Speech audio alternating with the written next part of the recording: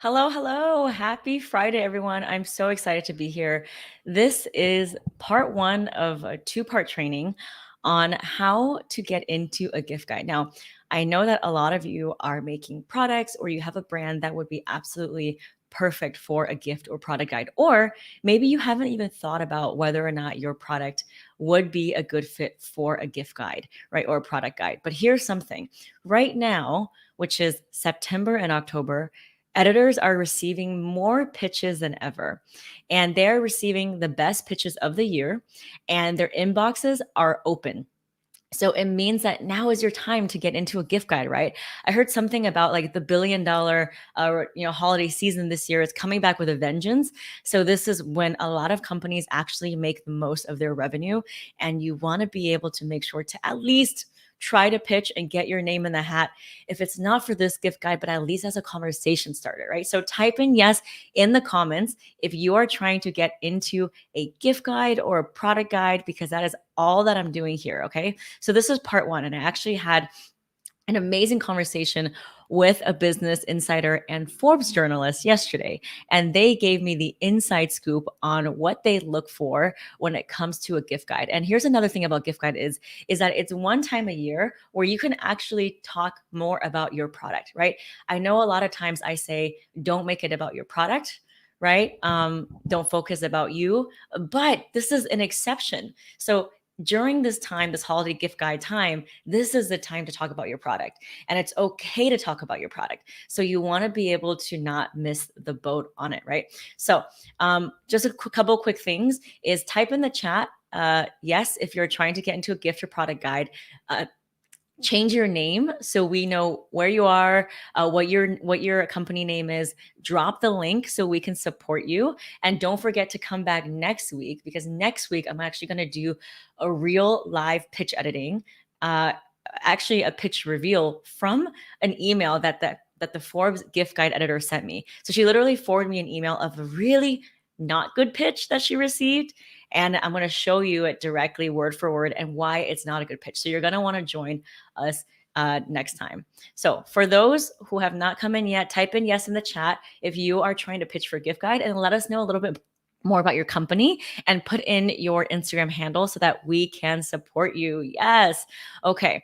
So I'm going to just open up my slides here, and don't forget that next Friday as well, I will be doing a part 2 of this training. So I'm going to open it up here and start sharing. A couple things though before is it's okay, like I said, it's okay to talk about your product during this time, but you want to make your pitch super concise and not like this whole dragged out thing. So even though the CPR method still works, the subject line needs to be very concise. You actually want to put in the subject line that it's a gift guide or a product guide. So I'm going to give you examples in a few seconds, but remember, your pitch is only as good as your subject line, right? If your subject line, if it doesn't get opened, then your pitch is not going to get read. So that's why today we're going to talk about your subject line. And I have an entire subject line training in my PR starter pack. And then I just uploaded a list of 2021 gift guide editors. There's 599 in them. So you'll never run out of gift guide editors to pitch.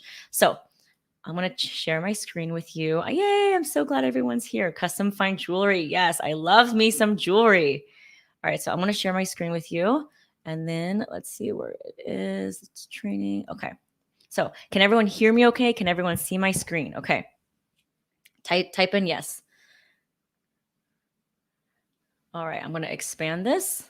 So why do we need to get into a gift guide, right? Remember that pitching is the number one skill that every founder must have. You can always go with a PR agency later. That's going to be very expensive. But if you don't know how to pitch yourself, you're just not going to know what's going to happen. You're going to spend thousands of dollars and still not know. So what are the benefits is more exposure, obviously, more sales and traffic during this time, and more importantly, more subscribers, right? So if they don't become your customer now, they're going to become your customer later, but you cannot overlook the SEO benefits of getting onto a gift guide. That's thousands of dollars of ad spend, or you can get into a gift guide. So type in yes if you agree. So here are some gift guide examples. So when I say like subject lines, I actually want you to think about your pitch like this. So maybe it's eco-friendly gifts, or gifts that give back, or last minute gifts. If you're pitching later in October. Maybe it's something with gifts under 20, 50, and $100 because they do make those lists, right?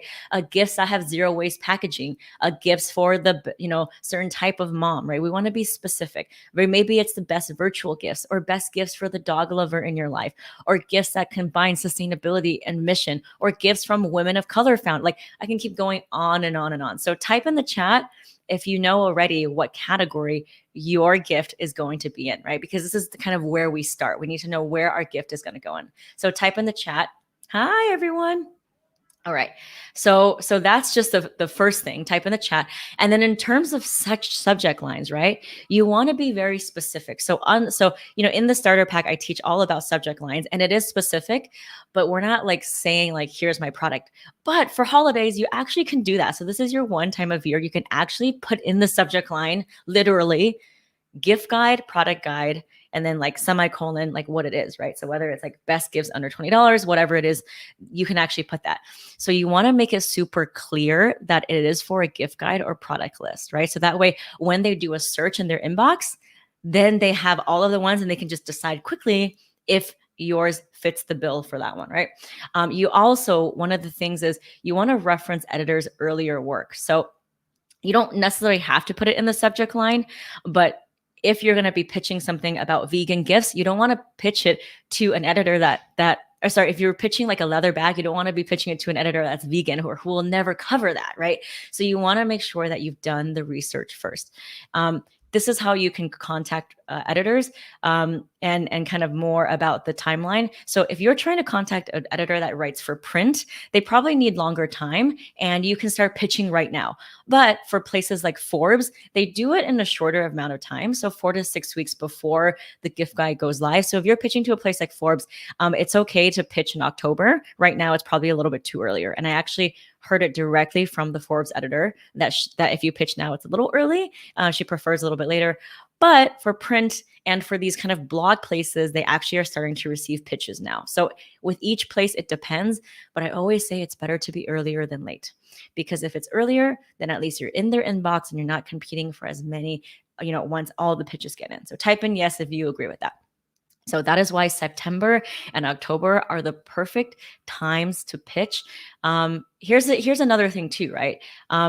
Broadcast is also different. So if you're pitching for a TV show or like a Good Morning America or something like that, they might even like gather the pitch that week, and the editors might decide that week what to do. So that's even a shorter lead time. But I think for most of you, you're probably going to want to be on like a print, you're going to want to be on an online outlet. So that's why you should start to write your pitch now and pitch end of September to early October. That is really the best time, right?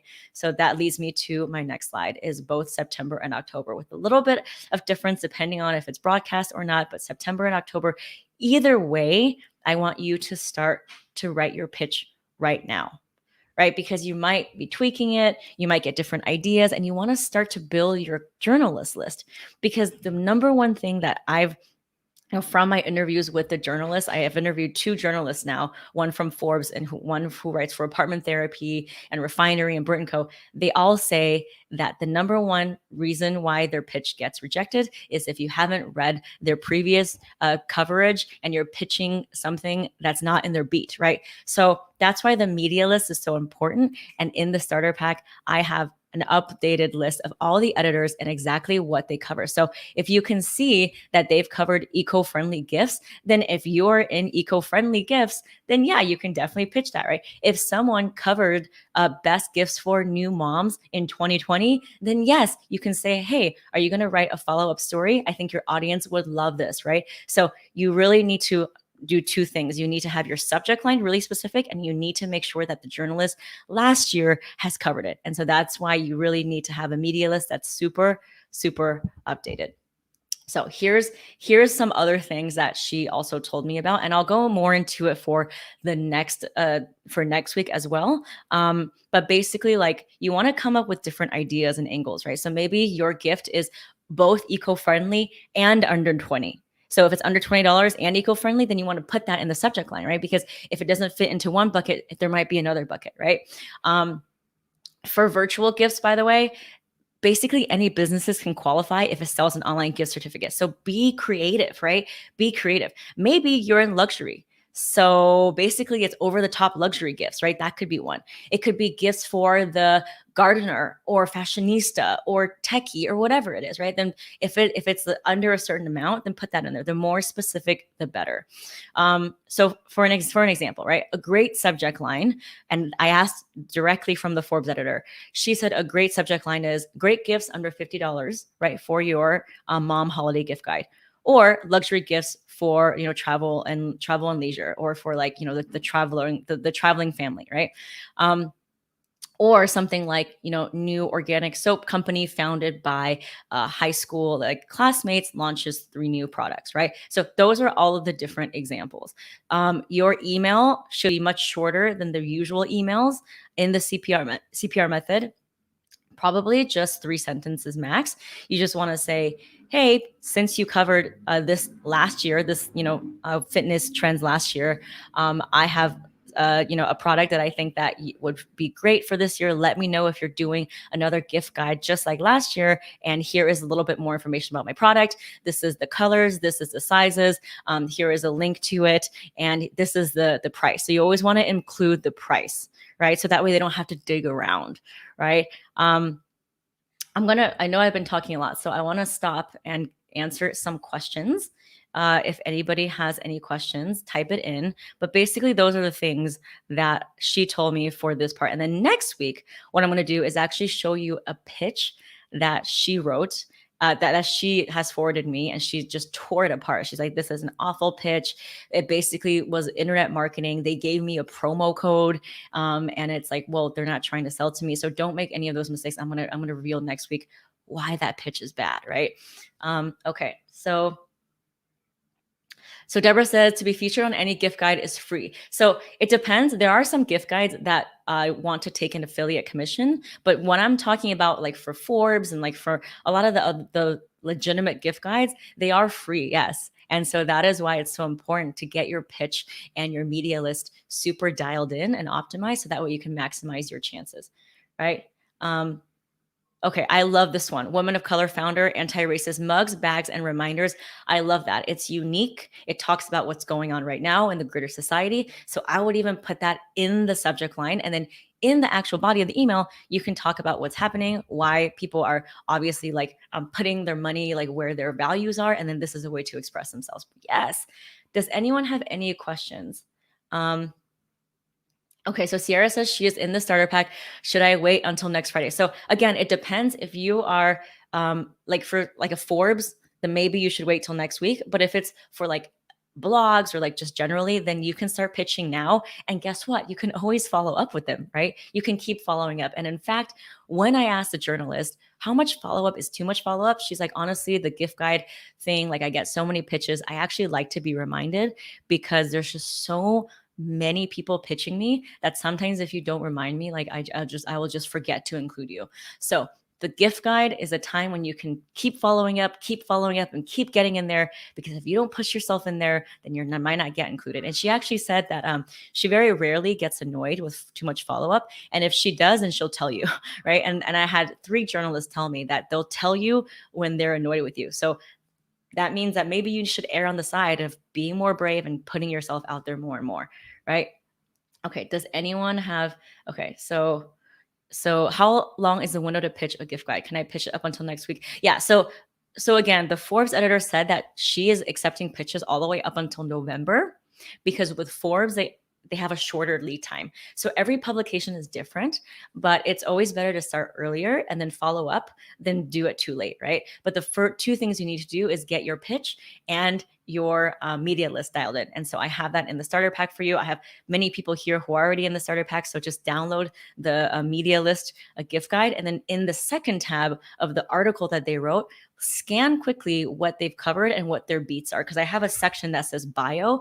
And if they cover digital products, then you're probably not going to want to pitch them if yours is not a digital product, right? If they cover like tech and consumer gadgets, you're probably not going to want to send it to them if you're a beauty founder, right? So having that information is so, so, so important. Sarah says, is it bad to pitch multiple editors for gift guide? I don't think so, because I think everyone understands that gift guide is just like this crazy rush.